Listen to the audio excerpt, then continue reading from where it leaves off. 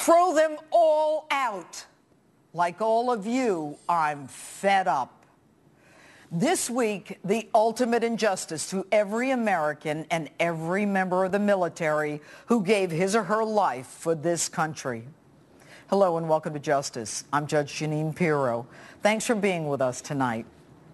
This week, parents of young Americans killed in action on foreign soil, their bodies in cold coffins, loaded onto a cargo plane to Dover Air Force Base, were told there would be no death benefits, no burial expenses, no money of any kind.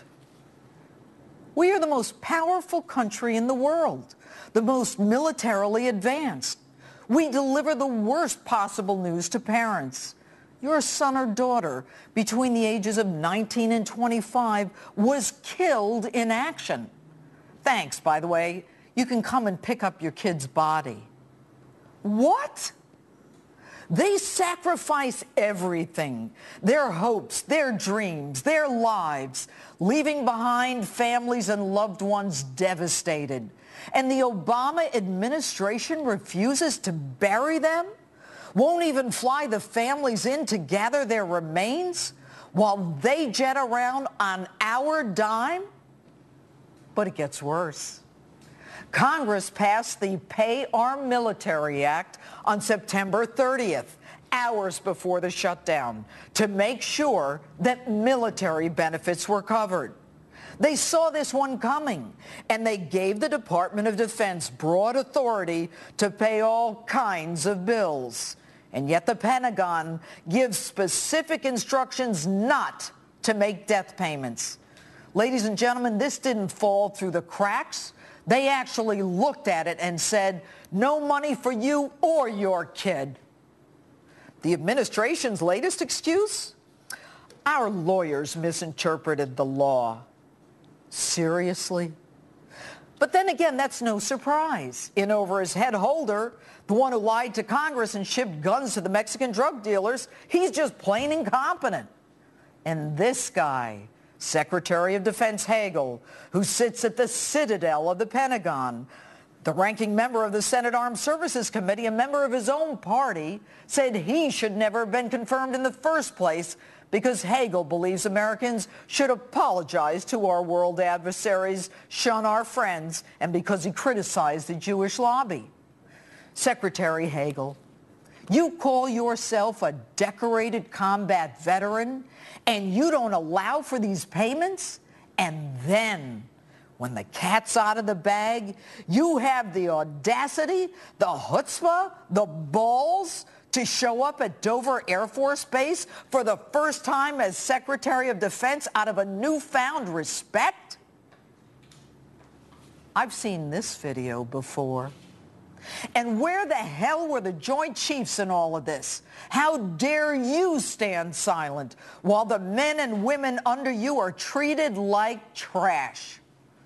But then again, ladies and gentlemen, we Americans are nothing more than pawns in a political chess game.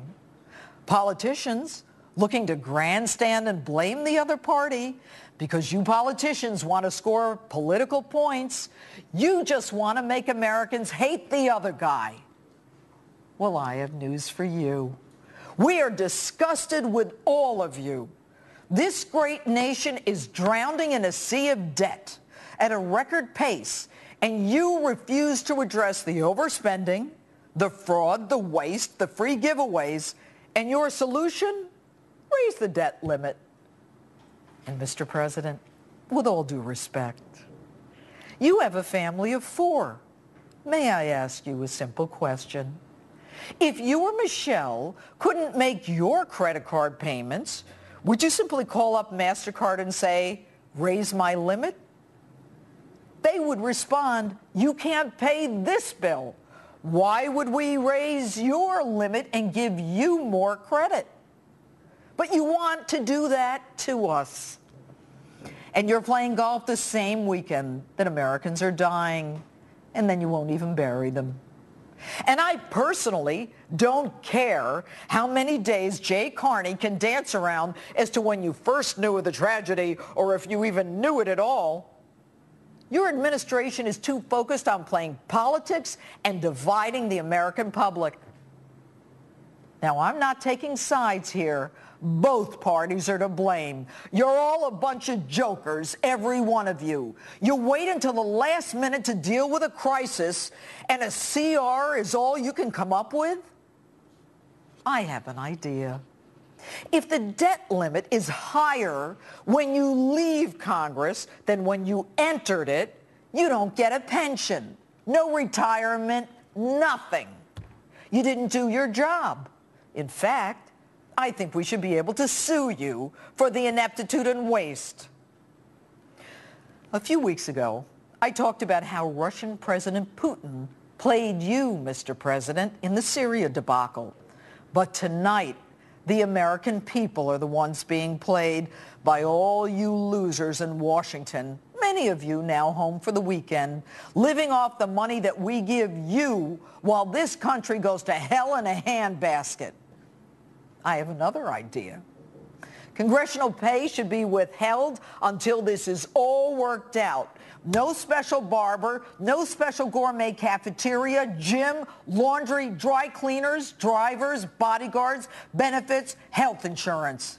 Roll up your sleeves, get your hands dirty, put aside your disgusting egos, go to work and figure this one out.